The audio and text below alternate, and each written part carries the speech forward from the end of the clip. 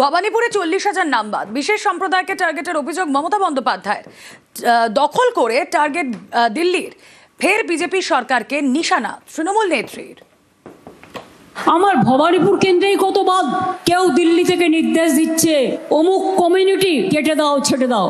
এত সস্তা খেলা হবে এবারে, খেলা দুরন্ত খেলা, দুর্দান্ত খেলা, বিজেপির সূর্যাস্তের খেলা। বাংলাকে করেছো টার্গেট, আগামী দিন দিল্লিকে করব আমরা টার্গেট। আর আমার কনস্টিটিউশনে হুকুম পাচ্ছে 40,000 নাম্বার দিয়েছে। তাও জেনে রাখবেন, লড়ে আমি যাব এবং জিতবো। কংগ্রেসের প্রার্থী ক্ষোভে রক্তারক্তি কাণ্ড কলকাতায় কংগ্রেস সদর দপ্তরে তুলকালাম। প্রার্থী অসন্তোষে বিধান ভবনে এভাবেই রণক্ষেত্রের চেহারা। প্রার্থী বিক্ষোভে ব্যাপক মারামারি, হাতাহাতি, সংঘর্ষে মাথা ফেটে যায় এক কংগ্রেস কর্মী।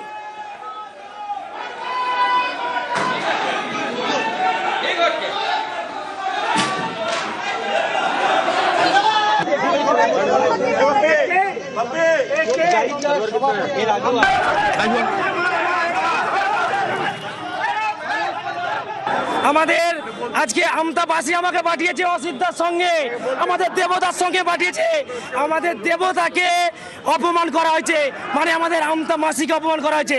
শম্ভু ভূঁইয়া জেলা সভাপতি, উনি টাকা খেয়ে একজন 1 মাসের ব্লক সভাপতিকে কি করে প্রার্থী করাতে পারে? শুভঙ্কর দাকে বোঝাতে, কিন্তু আমাদের কথা নিচ্ছে না, আমাদেরকে মারধর করছে, এখানে চরম চলছে। শুভঙ্কর সরকার দিতে দিতে কংগ্রেস অফিসের ওপর থেকে একদল কর্মী বেরিয়ে এসে বিধান ভবনের সামনে তুমুল উত্তেজনা। কলকাতায় কংগ্রেস সদর দপ্তরে তুলকালাম। প্রদেশ কংগ্রেসে মারামারি, রক্তারক্তি, এক কংগ্রেস কর্মীর মাথা ফেটে যায়। প্রার্থী অসন্তোষে বিধান ভবনে এভাবেই ধুন্ধুমার। বহু যোগ্য প্রার্থী যারা হতে পারতেন, যে কেউ তো একজন হবেন, যারা যোগ্য প্রার্থী মনোনীত হলেন না, তাদের একটু দুঃখ, কষ্ট, রাগ, পেইন, অ্যাগনি এগুলো তো থাকেই। এবারে যে 294 জন প্রার্থী প্রত্যেকটি জেলায়, they are fully related with the ground. প্রত্যেকটি সিটই টাফ লড়াইয়ের জায়গা। আমাদের তৃণমূলকে পরিবর্তন করতে হবে, বিজেপিকে রুখতে হবে। বাহিনীকে হুঁশিয়ারি বিজেপি প্রার্থীর। আঙুল উঁচিয়ে জওয়ানদের সাসপেন্ডের হুঁশিয়ারি।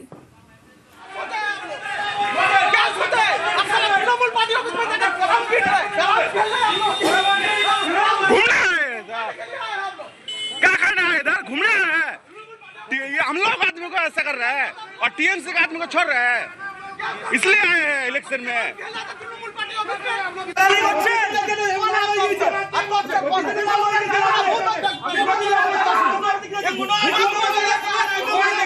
প্রচার চলাকালীন বিজেপির বুথ সভাপতিকে হুমকির, বাড়িতেই হুমকির অভিযোগ পুলিশ বাহিনীর বিরুদ্ধে।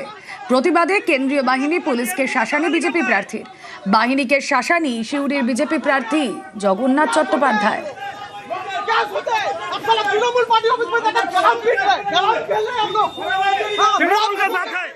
বুথ প্রেসিডেন্টের কাছে সেন্ট্রাল পুলিশ এসে চমকাতে এসেছে। আমরা বলছি যে অরিজিনাল যারা ক্রিমিনাল আছে সেখানে যান।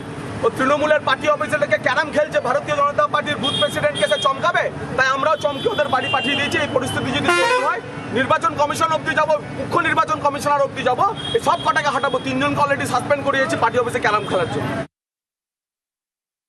কেন্দ্রীয় বাহিনীকে হুমকি, পুলিশকে হুমকি কে দিচ্ছে? বিজেপি। কিসের ভরসায় দিচ্ছে? দিল্লির ভরসায় দিচ্ছে। কেন দিচ্ছে না? মাটির সঙ্গে কোনো যোগাযোগ নেই, মানুষের সঙ্গে কোনো যোগাযোগ নেই।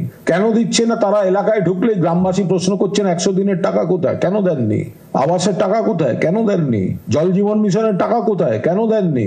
বাংলা ভাষাকে কেন অপমান করা হচ্ছে? নিজেদের বাবা কাকার পৈতৃক সম্পত্তি ভাবছে কেন্দ্রীয় বাহিনীকে। নইলে কোনো বিজেপি ক্যান্ডিডেট এটা বলতে পারে যে কেন্দ্রীয় বাহিনীর চাকরি খেয়ে নেবো? তুই কে কেন্দ্রীয় বাহিনীর চাকরি খাওয়ার? তোমরা কেন্দ্রীয় বাহিনীকে আনতে বাধ্য হচ্ছে, তোমাদের সংগঠন নেই। তোদের উচিত আগে কেন্দ্রীয় বাহিনীর জুতো পালিশ করা। কেন্দ্রীয় বাহিনী ছাড়া নড়া ক্ষমতা নেই, বলে কেন্দ্রীয় বাহিনীর চাকরি খেয়ে নেবো। আর কেন্দ্রীয় বাহিনী তোমাদের আনতে হচ্ছে কেন?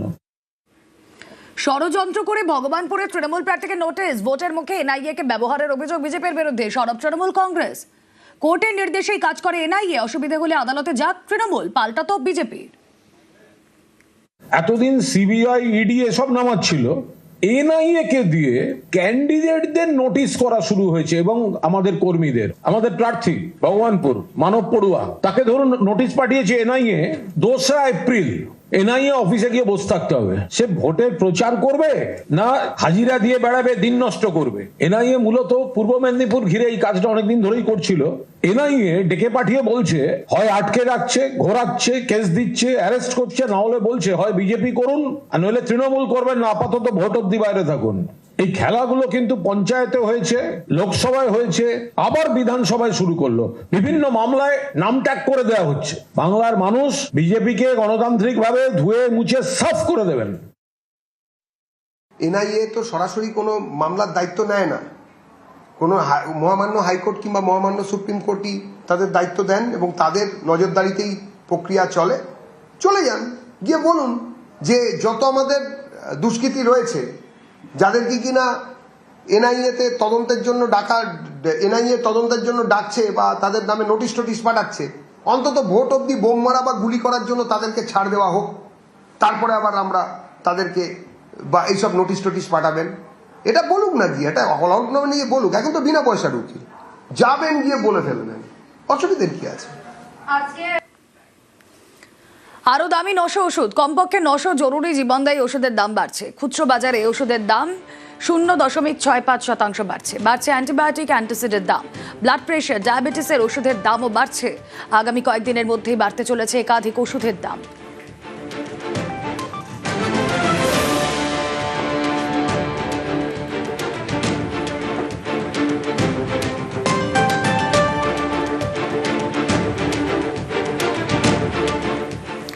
ফের বাড়লো অটো এলপিজির দাম, লিটারে 12 টাকা 28 পয়সা। 28শে ফেব্রুয়ারি দাম ছিল 57 টাকা 7 পয়সা, 1 এপ্রিল হলো 82 টাকা 96 পয়সা। এক মাসে দাম বাড়লো প্রায় 26 টাকা।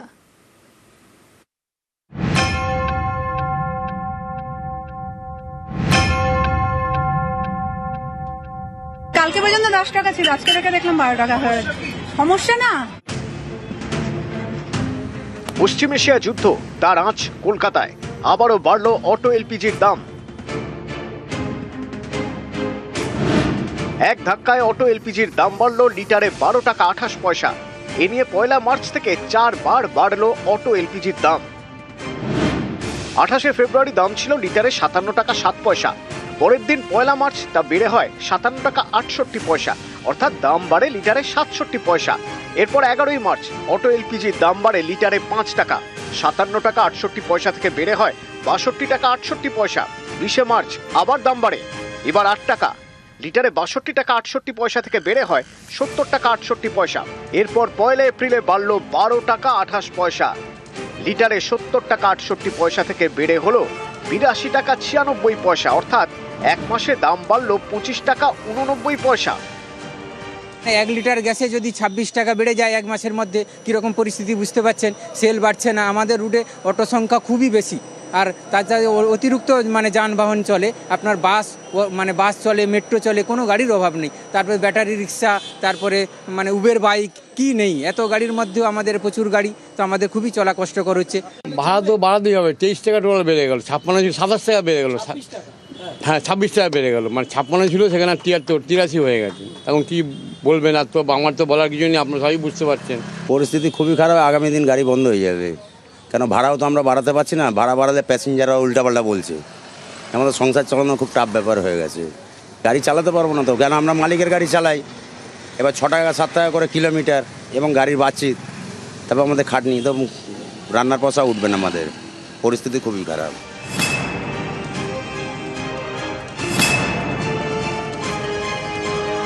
অটো এলপিজির দাম লাফিয়ে লাফিয়ে বাড়ছে। এর জেরে অনেক জায়গাতেই অটোর ভাড়া বাড়িয়ে দেওয়া হয়েছে। কালকে পর্যন্ত 10 টাকা ছিল, আজকে দেখে দেখলাম 12 টাকা হয়ে গেছে। সমস্যা না।